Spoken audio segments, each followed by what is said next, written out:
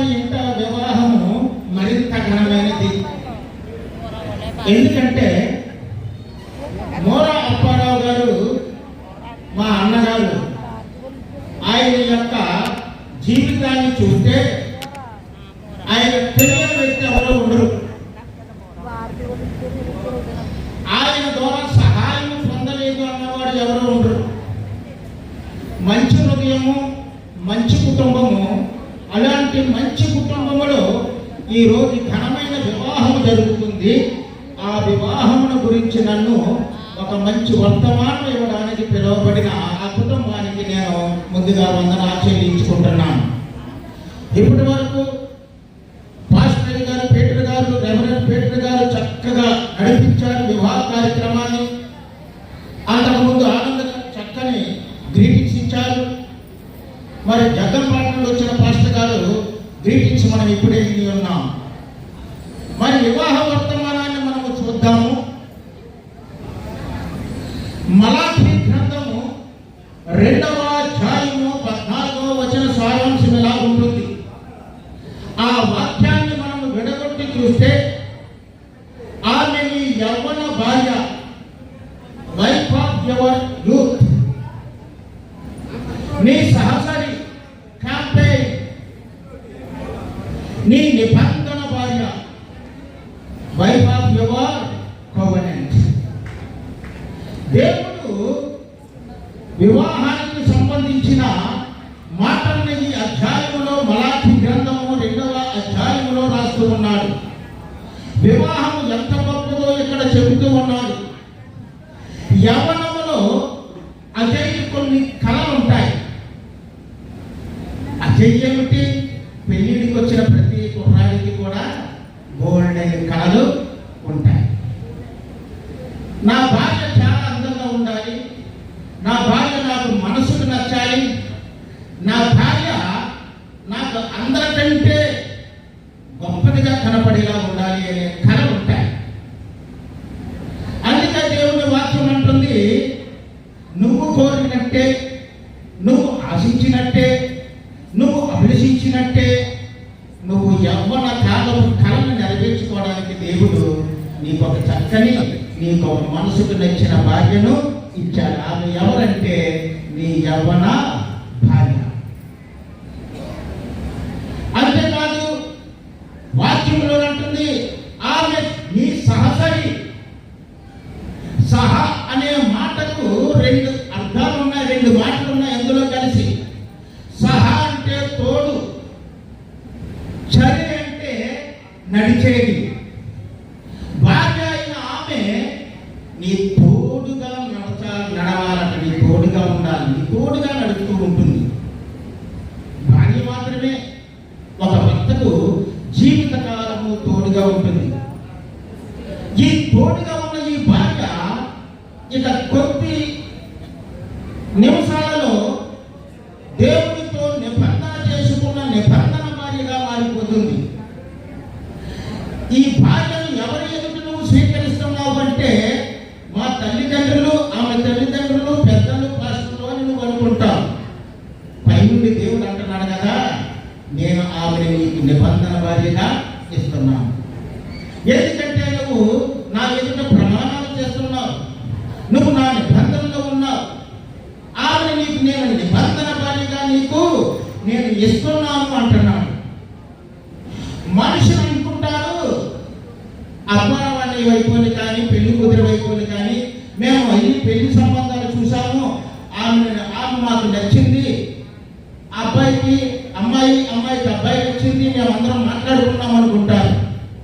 ఇది మంచిదే, పెద్దలు చేయవలసిందే. కానీ దేవుని ఉద్దేశం లేనిదే ఏ వివాహము జరగటం అనేది ఉండదు. అందుకంటారు కదా, పెళ్ళిళ్ళు స్వర్గంలో జరుగుతాయట. దేవుని ఉద్దేశం ముఖ్యమైనది. మరి ఎందుకు దేవుని ఉద్దేశం ఉంటుంది వివాహంలో అంటే, నేను 3 విషయాలు చెప్పి ముగించబోతున్నాను. అందులో మొదటిది వన్నెస్. ఏంటంటే వన్నెస్, ఏకత్వము. మీరు ఏకముగా ఉండాలి. Marriage is about oneness, not just togetherness అంటున్నాడు ఒక ఆయన. వివాహం కలిసి ఉండటం మాత్రమే కాదు, ఒకటిగా మారిపోవటం. చాలా మంది అంటారు పెళ్లి చేస్తాం వదిలేసిన వాళ్ళు తంటాలు పడుతున్నారు అంటారు. కాదు కాదు, దేవుని ఉద్దేశంలో మీరు ఏకమైపోయారు, కలిసి ఉండేవాడిగా ఉన్నారు. అందుకే ఆది కాండంలో అంటున్నాడు కదా, 2వ అధ్యాయం 10వ వచనములో, మరియు దేవుడైన యెహోవా నన్ను ఒంటరిగా ఉండటం మంచిది కాదని. ఎందుకు దేవుడు ఎలా ఆలోచించాడు? ఒంటరిగా ఉన్నవాడికి తొంటరి ఆలోచనలు వస్తాయట. ఒంటరిగా ఉంటే వస్తాయండి తొంటరి ఆలోచన. దేవుడు అంటున్నాడు ఒంటరిగా ఉండటం మంచిది కాదని. ఆ నరుడికి ఒక సహచరిని ఏర్పాటు చేశాడు, భార్యగా ఇచ్చాడు.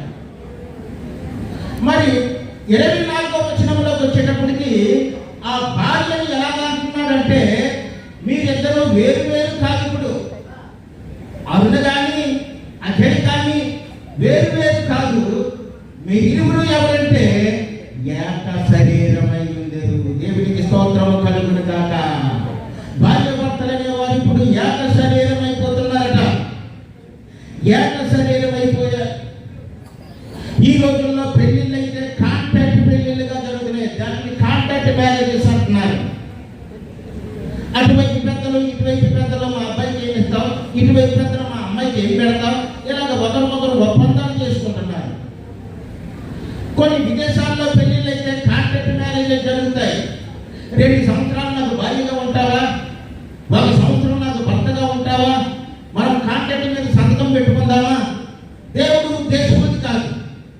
ఇక్కడ దేవుడు ఉద్దేశం ఏమిటంటే, మీరు కవెనెంట్ మ్యారేజ్లోకి వచ్చారు, నిబంధన వివాహంలోకి వచ్చారు. నాతో మీరు నిబంధన చేసుకుంటున్నారు, నా ఎదుట మీరు నిబంధన చేసుకుంటున్నారు. ఇప్పుడు మీరిరువురు ఎలాంటి వివాహ బంధంలోకి రాబోతున్నారంటే, పరిస్థితులు ఎలాంటివైనా, ఒడిదుడుకులు ఎలాంటివైనా, ఎలాంటి గడ్డు పరిస్థితులు ఎదురొచ్చినా ఒకరికొకరు ఏమని చెప్పుకోవాలంటే, నీకు నేను నమ్మకముగా నీతోనే నా జీవితకాలము ఉంటాను. అది దేవుడి యొక్క ఉద్దేశం. దాన్ని వన్నెస్ అన్నారు. మరి దేవుడు ఇద్దరిని కలపలేదు, ఆ అమ్మాయిని అబ్బాయిని కలపలేదు. దేవుడు 2 జీవితాన్ని కలిపాడండి. ముందుటి వరకు అదే జీవితం వేరు, అతని ఇష్టానుసారంగా జీవించాడు, అతని ఇష్టానుసారంగా నడుచుకున్నాడు, అతని ఇష్టానుసారంగా వెళ్తున్నాడు. అతని జీవితం వేరు, వాళ్ళ ఇంట్లో ఉంది, వాళ్ళ తల్లిదండ్రుల నేర్పు ఉంది, వాళ్ళ తల్లిదండ్రులతో ఉంది, ఆ వారితో జీవిస్తూ ఉంది. ఇప్పుడు వారి జీవితాలు ఏం చేస్తున్నాడంటే, 2 ఒకే జీవితంగా దేవుడు మారుస్తూ ఉన్నాడు. ఉదాహరణకి 2 ఫ్రెండ్స్ ఉన్నారు. ఆ ఫ్రెండ్స్ పొద్దున్నే లేచి కలుసుకుంటారు, ఎక్కడెక్కడికో వెళ్తారు, తిరుగుతారు, అవి చేస్తారు ఇవి చేస్తారు. మరలా సాయంత్రం అయ్యేటప్పటికి ఎవడింటికి వాడే పోతారు. 2 కొలీగ్స్, 2 ఉద్యోగస్తులు ఉన్నారు. వారు ఒక ఆఫీసులో పనిచేస్తున్నారు. 2 కలిసి వెళ్తారు, డ్యూటీలు చేస్తారు, మాట్లాడుకుంటారు, టీ తాగుతారు, లంచ్ చేస్తారు. సాయంత్రం అయ్యేటప్పటికి ఎవరి డ్యూటీకి వాడే వెళ్ళిపోతారు. మరి ఇది అలా కాదు. వీరు అలా కాకుండా లైఫ్ లాంగ్ కలిసి బ్రతకాలి, లైఫ్ లాంగ్ ఫలించాలి, లైఫ్ లాంగ్ కలిసి జీవించాలి, కలిసి జీవించాలి. అందుకే ఇక్కడ వివాహం చాలా ముఖ్యమైనది. ఎందుకంటే వన్నెస్ అనేది కనపడుతుంది. వీరిద్దరూ ఏక శరీరం అయిపోయారు, ఒకే శరీరంగా పిలువబడుతున్నారు. శరీరంలో కన్ను కాలిని అసహ్యంగా చూడదు, ఎందుకంటే ఒక బాడీలో ఉన్నది కాబట్టి.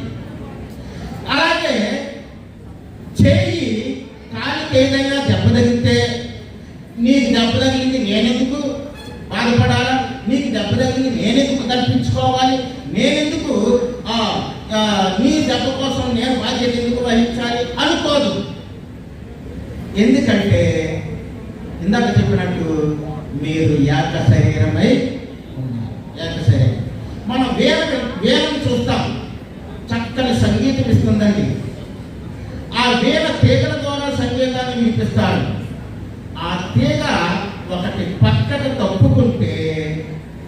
సంగీతము రసావాస కింద అయిపోతుంది.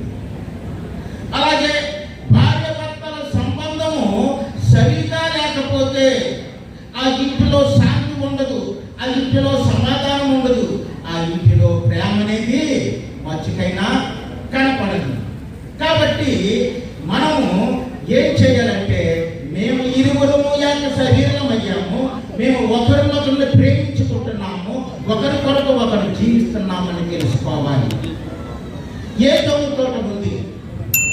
ఆది కుటుంబము, ఆది దంపతులు మొట్టమొదటి వారు చాలా ఆనందంగా ఉన్నారు. దేవుడు సాయంత్రం వస్తున్నాడు, వారితో సంచరిస్తున్నాడు, వారితో మాట్లాడుతున్నారు. ఎంతో ఆనందకరమైన జీవితము. ఒక రోజు ఏమొచ్చిందంటే, వారి మధ్యలోనికి సర్పము వచ్చింది. ఏమొచ్చిందండి? సర్పం వచ్చింది. సర్పం వచ్చి వారి కుటుంబ వ్యవస్థను పాడు చేసింది. ఈనాడు ఈ ఇద్దరు ఆనందంగా జీవిస్తూ ఉన్నప్పుడు సర్పము వలె కొందరు, సర్పములాగా కొంతమంది, లేదా సర్పము రూపము లేకపోయినా ఆలోచనతో ఉన్నవారు వారి మధ్య నుండి వారి పైవశీని, వారి యొక్క ప్రేమను, వారి యొక్క వివాహ జీవితానికి అడ్డు రాకుండా ఉండాలి. వారు బాగుండాలంటే, నాకు 3 కుటుంబాలు తెలిసి, వారి కుటుంబానికి అమ్మాయి పెళ్లింటికి వెళ్ళింది, వివాహం చేసుకుని అదే రోజు పెళ్ళి అయింది. పెళ్ళైన భార్య భర్తలు ఏం చేస్తారండి? ఒకరి పక్కన ఒకరు కూర్చొని మాట్లాడుకుంటారు. అది సాయంకాలం అయింది. భర్త భార్య పక్క పక్కన కూర్చొని మాట్లాడుకుంటున్నారు. మాట్లాడుకుంటుంటే ఆ పెళ్లి కొడుకు తల్లికి ఏమనిపించిందో కానీ వెంటనే పరిగెత్తుకుని వచ్చి వాళ్ళ మధ్య కూర్చున్నారు. వాళ్ళ మధ్య కూర్చోండి అంటే ఆ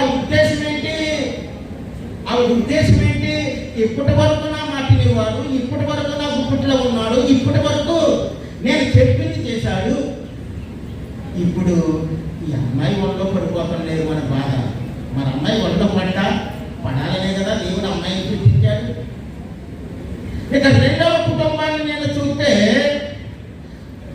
ఆ పెళ్లి కొడుక్కి అక్కడికి ఉన్నారు.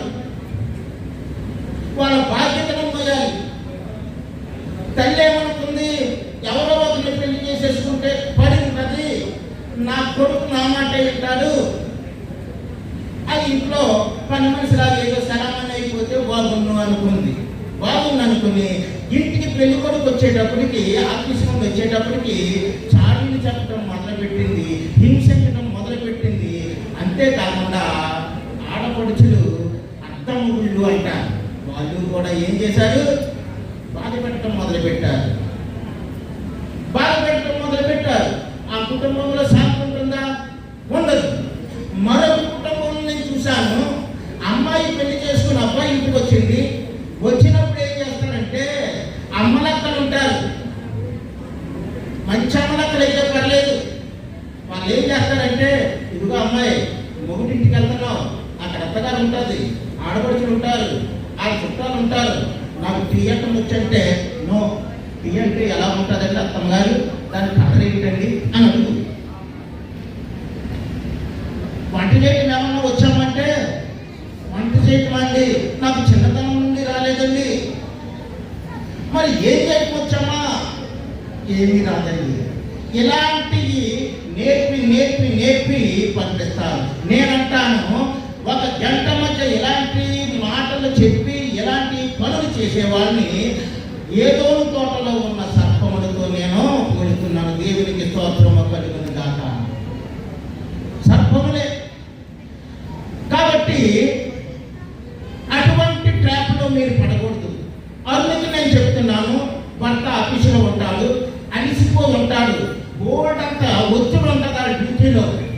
వచ్చేటప్పటికి నువ్వు జిడ్డు ముఖంతో, చిరాకు ముఖంతో వెళ్ళి ఎదురు రాకూడదు.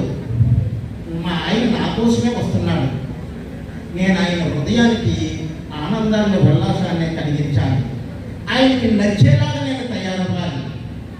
ఆ తర్వాత కొంతమంది ఏం చేస్తారంటే, వచ్చి బెల్ల కొట్టినా తీరు ఎప్పుడుకో చెప్తారు. మా ఆయన వస్తాడు, ఈ టైం అయింది, నేను రెడీగా ఉండాలని, నువ్వు ఎలర్ట్గా ఉండాలి. ఎప్పుడైతే ఆ టైం అయిందో వెళ్ళగొట్టిన టక్కని తీసి ఆయన చేతిలో ఉన్నది తీసుకోవాలి, ఆయన్ని కాస్త ఉద్దేశపూర్వకంగా ప్రేమపూర్వకంగా చేయాలి. కాబట్టి ఇక్కడ భార్య భర్తల సంబంధంలో మీరు ఎలా ఉండాలంటే అవినాభావత్వాన్ని కలిగి ఉండాలి. ఇదేంటంటే వన్నెస్. రెండోది ఏంటంటే పెర్ఫెక్ట్నెస్, పరిపూర్ణత. పెళ్ళంటే ఈ రోజుల్లో pre wedding, wedding shooting, post wedding, ఇంకా పెళ్ళి అయిన తర్వాత రెస్టారెంట్లు, అలాగే షాపింగ్స్, షికార్లు ఇవే అనుకుంటున్నారు. మరి దేవుడు వివాహం ద్వారా మిమ్మల్ని సంపూర్ణులుగా చేయాలనుకుంటున్నాడు. మనిషిలో బలాలు ఉంటాయి, బలహీనతలు ఉంటాయి. అలాగే అజయ్లో బలాలు ఉన్నాయి, బలహీనతలు ఉంటాయి. అలాగే అరుణలో కూడా బలాలు ఉంటాయి, బలహీనతలు ఉంటాయి. ఒకరి బలాన్ని ఒకరు ప్రోత్సహించుకోవాలి, ఒకరి బలహీనతలను ఒకరు సరి చేసుకోవాలి. అందుకే ఇంపర్ఫెక్ట్ నుండి మిమ్మల్ని పెర్ఫెక్ట్ గా దేవుడు చేయాలనుకుంటున్నారు. God is shaping to imperfect people into Christ likeness. దేవుని స్వరూపంలోనికి మిమ్మల్ని మార్చాలనుకుంటున్నాడు. కాబట్టి ఇద్దరు అపరిపూర్ణమైన వ్యక్తులు క్రీస్తు స్వరూపంలోనికి మార్చటమే దేవుని యొక్క ఉద్దేశమై ఉంది. మీ కష్టాలు, బాధలు, శోధనలు వస్తుంటాయి. వచ్చినప్పుడు మీరు ఏం చేయాలంటే ఒకరి ఒకరు నమ్మకంగా ఉండాలి. బాధలు వచ్చినప్పుడు ప్రార్థన చేసుకోవాలి, బాధలు వచ్చినప్పుడు వాక్యం చదువుకోవాలి, బాధలు వచ్చినప్పుడు ఒకరినొకరు ధైర్యపరుచుకోవాలి. అందుకే ఏబీసీ రాసిన పత్రికలు అంటున్నాడు 5వ అధ్యాయం 23-27 వచనంలో క్రీస్తు సంఘమును ప్రేమించాడు. సంఘం క్రీస్తులో పడింది. ఇప్పుడు అజయ్ అరుణను ప్రేమించాడు. అది ఇప్పుడు ఏం చేయాలి? అజయ్కి లోపడాలి. వాక్యమే చెప్తుంది, అది లోపడాలి. కాబట్టి ఏ అమ్మాయి అయితే అలా ఉంటుందో ఆ అమ్మాయి ఇల్లుని చక్కగా కొట్టుకుంటుంది. సామెతలు 14:1 అంటున్నాడు కదా, ఆ జ్ఞానవంతురాలు తన ఇల్లుని కట్టుకుంటుంది, బుద్ధిహీనురాలు ఏం చేస్తుందట? తన చేతులారా ఇల్లుని వాడు చేసేసుకుంటుందట. నువ్వు బుద్ధిహీనురాలుగా ఉండకుండా జ్ఞానవంతురాలుగా మంచి ఇల్లును కట్టుకోవాలి. ఇక మూడవదిగా చూస్తే విట్నెస్. మూడవది ఏంటండి? విట్నెస్. ఈ వివాహం ద్వారా క్రీస్తు సాక్షులుగా మీరు చూపించుకోవాలి. ఎలాగా? Christ centred marriage witness to the world అంటున్నాడు ఒక ఆయన. క్రీస్తు కేంద్రముగా ఉన్న పెళ్లిళ్ళట లోకానికి సాక్ష్యాలుగా ఉంటాయట. ఇంకా ఆయన అంటున్నాడు కదా, marriage is a living witness to the Christ. Marriage అనేది సజీవమైన క్రీస్తుకు సాక్ష్యం అట. మీ మ్యారేజ్ ఎపిసిలో అంటున్నాడు అక్కడ 5వ అధ్యాయంలో తండ్రిని విడిచి భార్యను హత్తుకొనమని. కొంతమంది మేధావులు ఏమంటారంటే వాక్యం ఎలా చెప్పిందని చెప్పి మా ఆవిడ హత్తుకోమన్నాడు కదా, మా అమ్మ నాన్న నాకెందుకని చెప్పి అమ్మ నాన్నని ఎక్కడో చోట చేసేస్తాను, లేకపోతే వేరే పోతారు. అది కాదు ఆ వాక్యం ఉద్దేశం. ఆ వాక్యం ఉద్దేశం ఏమిటంటే ఇప్పటి వరకు తండ్రి నీడనా బ్రతికేను వాళ్ళ చుట్టూ తిరిగిన నీవు ఎక్కువ సమయాన్ని నీ భార్యకి ఇవ్వాలి. ఎక్కువగా నువ్వు నీ భార్యతో ఉండి దాంపత్యం చేయాలి. దాంపత్య ఫలాన్ని దేవుడు ఆశిస్తున్నాడు అంటున్నాడు. కాబట్టి మనము దాంపత్యంలో ఫలించాలి. ఆఖరుగా చూస్తే కొందరికి గొడవలు పెట్టుకోవడం అలవాటు ఉన్నదని. ఆడవారు మగవారు ఎప్పుడు గొడవ పెట్టుకోకూడదు. కొంచెం తగ్గితే ఏమైపోయింది? ఒక ఆయన అన్నాడు రేడియోకి టీవీకి తేడా ఏంటి అన్నాడు. రేడియోకి టీవీకి తేడా ఏంటంటే అక్కడ ఆ పక్కన ఉన్నాయని అంటున్నాడు, రేడియో అంటే ఇంట్లో మీ ఆవిడ నువ్వు తలుపేసి కొట్టుకునేది, ఎవరో చూడదాన్ని తిట్టుకునేది. టీవీ అంటే మీ ఆవిడ నువ్వు జుట్టు కాళ్ళు పట్టుకుని బయటకు వచ్చి కొట్టుకునేది, అందరూ చూస్తారు, అందరూ వింటారు అన్నాడు. ఇలాంటి పెళ్లిళ్ళు సాక్ష్యం ఇచ్చే పెళ్లిళ్ళు కానే కాదు. కాబట్టి మీ పెళ్లి అన్ని విషయంలోనూ ఘనముగా ఉన్నది. మీ పెళ్లి ప్రేమతో నిండి ఉన్నది. మీ పెళ్లి సంతోష, సమాధాన, దీర్ఘశాంత, మంచితనంతో నిండి ఉన్నది. కాబట్టి ఈ పెళ్లి నిజంగా ఘనమైనది. అందుకే దేవుడు వివాహమును ఘనమైనదిగా మార్చాడు. అటువంటి ఘనమైన వివాహం చేసుకుంటున్న అజయ్ మరియు అరుణులకు దేవుడు